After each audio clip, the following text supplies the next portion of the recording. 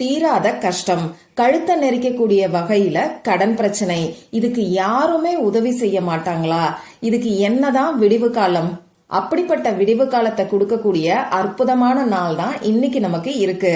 5 மிளகு இருந்தாலே போதும், உங்களுக்கு இருக்கக்கூடிய எப்பேற்பட்ட கஷ்டமும் கடன் பிரச்சனையும் படிப்படியா குறையும். இது என்ன பரிகாரம்னு தெரிஞ்சுக்கிறதுக்கு வாங்க இந்த வீடியோல நாம தெரிஞ்சுக்கலாம். வரகி பக்தர்கள் அனைவருக்கும் வணக்கம். இது நம்ம ஆதி வராகி யூடியூப் சேனல். வரகி அன்னையோட அருள் பரிபூரணமா எல்லாருக்குமே கிடைக்கணும்னு மனசார பிரார்த்தனை செஞ்சுக்கிட்டு நாம இந்த பதிவை ஆரம்பிக்கலாம். இன்னைக்கு ஏப்ரல் மாசம் 2ஆம் தேதி செவ்வாய்க்கிழமை. ரொம்ப ரொம்ப அதிசக்தி வாய்ந்த நாள்னே சொல்லலாம். இன்னைக்கு நமக்கு தேய்பிறை அஷ்டமி திதி இருக்கு. இன்னைக்கு தேய்பிறை அஷ்டமி திதி சாயங்காலம் 3:49 வரைக்கும் தான் நமக்கு இருக்கு. இருந்தாலும் இன்னைக்கு காலையில சூரிய உதய நேரத்துல இந்த தேய்பிறை அஷ்டமி திதி இருக்கிறனால இந்த நாள் ஃபுல்லாவே நாம தேய்பிறை அஷ்டமி திதியா தான் கணக்குல எடுத்துப்போம். அந்த வகையில செவ்வாய்க்கிழமையோட சேர்ந்து வரக்கூடிய தேய்பிறை அஷ்டமி திதி ரொம்ப ரொம்ப சக்தி வாய்ந்ததுன்னே சொல்லலாம். பொதுவா செவ்வாய்க்கிழமைனாலே நமக்கு இருக்கக்கூடிய கடன் பிரச்சனையை தீர்த்து வைக்கக்கூடிய அற்புதமான நாள்னே சொல்லலாம். இந்த செவ்வாய்க்கிழமை நாள்ல நமக்கு இருக்கக்கூடிய கடன் பிரச்சனை தீர்றதுக்கான வழிபாடுகளை நாம செய்யும் போது நமக்கு கை மேல பலன் கிடைக்கும். இந்த செவ்வாய்க்கிழமை அங்காரகனோட முருகப்பெருமானோட வழிபாட்டுக்கு உகந்த நாள். இப்படிப்பட்ட அங்காரகனோட அருள் நமக்கு இருந்துட்டாலே நம்ம வாழ்க்கையில கடன்கிற பேச்சுக்கு கூட இடம் இருக்காது. அடுத்ததா அஷ்டமி திதி. இந்த அஷ்டமி திதி பாத்தீங்கன்னா பைரவரோட வழிபாட்டுக்கு உகந்த நாள். அதுலயும் தேய்பிறை அஷ்டமி திதி கால பைரவரோட வழிபாட்டுக்கு உகந்த நாள். இந்த கால பைரவரை தேய்பிறை அஷ்டமி இருக்கக்கூடிய நாள்ல நாம வழிபாடு செஞ்சாலே நமக்கு இருக்கக்கூடிய கஷ்டமும் கடன் பிரச்சனையும் படிப்படியா குறைய ஆரம்பிக்கும். அது மட்டும் இல்லாம எதிரிகளோட தொல்லையும் இருக்காது. பொதுவா செவ்வாய்க்கிழமையும் பைரவரோட வழிபாட்டுக்கு உகந்த நாள் தான். செவ்வாய்க்கிழமையில வரக்கூடிய ராகு கால நேரம் பைரவரோட வழிபாட்டுக்கு உகந்தது. அந்த வகையில செவ்வாய்க்கிழமையோட சேர்ந்து வரக்கூடிய இந்த தேய்பிறை அஷ்டமி திதி ரொம்ப ரொம்ப விசேஷமானதுன்னே சொல்லலாம். இந்த நாள்ல நாம வழிபாடுகளை செய்யும் போது நமக்கு இருக்கக்கூடிய எப்பேற்பட்ட கஷ்டமோ எவ்வளவு பெரிய கடனும் படிப்படியா குறைய ஆரம்பிக்கும். ஒட்டுமொத்த பிரச்சனையும் அடியோட தீரும் சொல்லலாம்.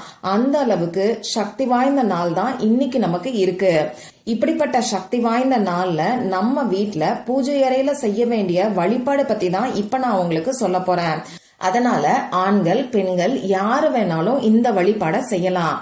சுத்தமா இருக்கிறவங்க மட்டும்தான் செய்யணும். பெண்களுக்கு மாதவிடாய் சமயமா இருந்தா இந்த வழிபாட செய்ய வேண்டாம். பிறப்பு தீட்டு இறப்பு தீட்டு இருக்கிறவங்களும் இந்த வழிபாட செய்ய வேண்டாம். இன்னைக்கு நீங்க அசைவம் சாப்பிட்டு இருந்தாலும் இந்த வழிபாட செய்ய வேண்டாம். இன்னைக்கு இந்த வழிபாட செய்ய முடியாதவங்க, இந்த வீடியோவை லேட்டா பார்த்தவங்க வேற எப்பெல்லாம் இந்த வழிபாட செய்யலான்னு பாத்தீங்கன்னா ஒவ்வொரு மாசமும் வரக்கூடிய தேய்பிறை அஷ்டமி திதி இருக்கக்கூடிய நாள்ல இந்த வழிபாட நீங்க தாராளமா செய்யலாம். அதே மாதிரி ஒரே ஒரு அஷ்டமி திதிக்கு மட்டும் பண்ணா போதுமா?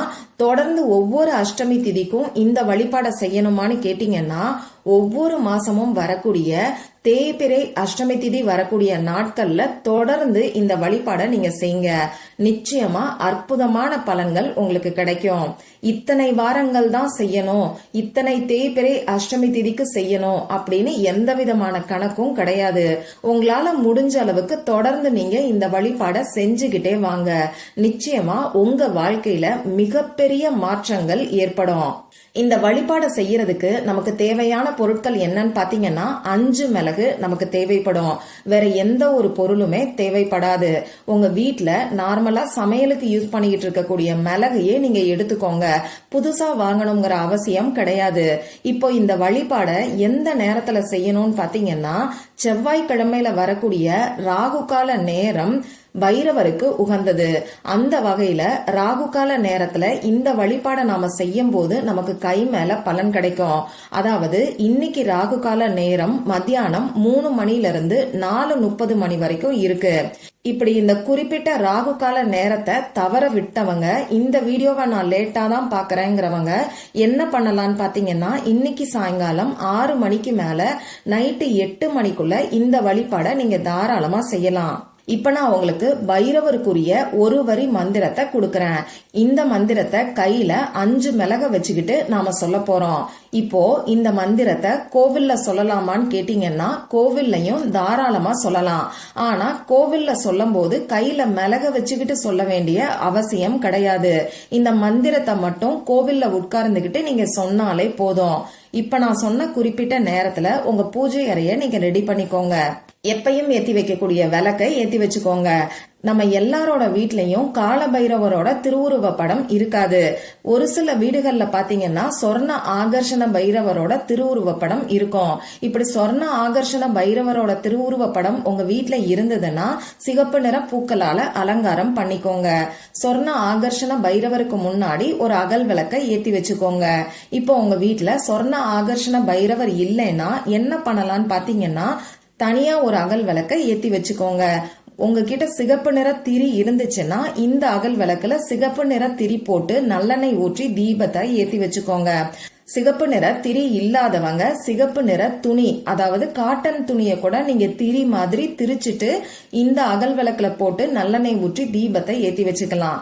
சரி, எங்கிட்ட சிகப்பு நிற திரியும் கிடையாது, சிகப்பு நிற துணியும் கிடையாதுன்னு சொல்றவங்க சாதாரணமா நீங்க எப்பயும் பயன்படுத்தக்கூடிய திரி போட்டு தீபத்தை ஏத்தி வச்சுக்கோங்க. இப்போ உங்க பூஜை அறைக்கு முன்னாடி ஏதாவது ஒரு விரிப்பையோ மனை பலகையோ சேரையோ போட்டு நீங்க உட்கார்ந்துக்கோங்க. முதல்ல உங்க குலதெய்வத்துக்கிட்டையும் முருகப்பெருமான் கிட்டையும் கால பைரவர் கிட்டையும் உங்களுக்கு இருக்கக்கூடிய கஷ்டங்கள் எல்லாத்தையும் சொல்லி பிரார்த்தனை செஞ்சுக்கோங்க. இந்த கஷ்டத்துக்கெல்லாம் கூடிய சீக்கிரத்திலேயே ஒரு விடிவு காலம் பிறக்கணும்னு சொல்லி பிரார்த்தனை செஞ்சுக்கோங்க. இப்படி பிரார்த்தனை செஞ்சுக்கிட்டதுக்கு அப்புறமா 5 மிளக உங்க கையில நீங்க வச்சுக்கோங்க. இப்போ நான் ஸ்கிரீன்ல கொடுத்திருக்கக்கூடிய மந்திரத்தை 27 டைம்ஸ் 27 முறை சொல்லுங்க. அந்த மந்திரத்தை நான் இப்போ உங்களுக்கு இங்கிலீஷ்லயும் தமிழ்லயும் ஸ்கிரீன்ல கொடுத்திருக்கேன். நானும் சொல்லி காமிக்கிறேன். ஓம் ஹ்ராம் ஹ்ரீம் ஹ்ரூம் ஹ்ரீம் க்ரௌம் ஷம் க்ஷேத்ர பாலாய கால பைரவாய நமக. ஓம் ஹ்ராம் ஹ்ரீம் ஹ்ரூம் ஹ்ரீம் க்ரௌம் ஷம் க்ஷேத்ர பாலாய கால பைரவாய நமக. ஓம் ஹ்ராம் ஹ்ரீம் ஹ்ரூம் ஹ்ரீம் க்ரௌம் ஷம் க்ஷேத்ர பாலாய கால பைரவாய நமக. இது ரொம்ப ரொம்ப சக்தி வாய்ந்த மந்திரம். இந்த மந்திரத்தை தேய்பிறை அஷ்டமி திதி இருக்கக்கூடிய நாள்ல நாம சொல்லும் போது நமக்கு கை மேல பலன் கிடைக்கும். இந்த மந்திரத்தை 27 முறை மட்டும் நீங்க சொல்லுங்க. இப்படி மந்திரத்தை சொல்லி முடிச்சதுக்கு அப்புறமா உங்க கையில வச்சிருக்கக்கூடிய மிளக ஒரு சின்ன தட்டுலயோ கிண்ணத்திலயோ வச்சு உங்க பூஜை அறையில வச்சிருங்க. இன்னைக்கு நைட்டு நீங்க தூங்க போறதுக்கு முன்னாடி இந்த 5 மிளக உங்க கையில எடுத்துக்கிட்டு போயிட்டு நிலைவாசலுக்கு வெளிப்பக்கத்துல நீங்க நின்னுக்கோங்க. உங்க வீட்டுக்கு வெளிப்பக்கத்துல வந்து நின்னுகிட்டு இந்த மிளக கையில வச்சுக்கிட்டு திரும்பியும் ஒரு தடவை உங்களுக்கு இருக்கக்கூடிய கஷ்டங்கள் எல்லாத்தையும் சொல்லி அது எல்லாமே உடனடியா தீரணும்னு சொல்லி உங்க மனசுக்குள்ள பிரார்த்தனை செஞ்சுக்கிட்டு இந்த மிளக ஒவ்வொரு திசைக்கும் ஒவ்வொன்னா நீங்க தூக்கி போடுங்க. 4 திசைக்கும் 4 மிளக நீங்க தூக்கி போடுங்க. மிச்சம் இருக்கக்கூடிய ஒரு மிளக வானத்தை பார்த்த மாதிரி மேல் நோக்கி நீங்க தூக்கி போடுங்க. இவ்வளவுதான் இன்னைக்கு நீங்க செய்ய வேண்டிய வழிபாடு. இன்னைக்கு இந்த சக்தி வாய்ந்த நாள்ல செய்யக்கூடிய இந்த எளிமையான வழிபாடு நிச்சயமா உங்க வாழ்க்கையில நல்ல முன்னேற்றங்களை ஏற்படுத்தும். அதனால நம்பிக்கையோட ட்ரை பண்ணி பாருங்க. இந்த பதிவுல உங்களுக்கு ஏதாவது சந்தேகம் இருந்துச்சுன்னா எனக்கு கமெண்ட் பாக்ஸ்ல கேளுங்க. அதை நான் உங்களுக்கு உடனே தெளிவுபடுத்துறேன். இந்த பதிவு உங்களுக்கு பிடிச்சிருந்தா லைக் பண்ணிட்டு உங்க ஃப்ரெண்ட்ஸ் அண்ட் ஃபேமிலி கூட ஷேர் பண்ணுங்க. இந்த மாதிரி அந்தந்த நாளுக்கும் நேரத்துக்கும் திதிக்கும் உரிய வழிபாடுகளையும் பரிகாரங்களையும் நீங்க மிஸ் பண்ணாம தெரிஞ்சுக்கிறதுக்கு நம்ம சேனலை மறக்காம சப்ஸ்கிரைப் பண்ணிட்டு பக்கத்துல இருக்கக்கூடிய பெல் ஐக்கானையும் பிரஸ் பண்ணிக்கோங்க. மற்றும் ஒரு பயனுள்ள பதிவுல நாம சந்திக்கலாம். நன்றி.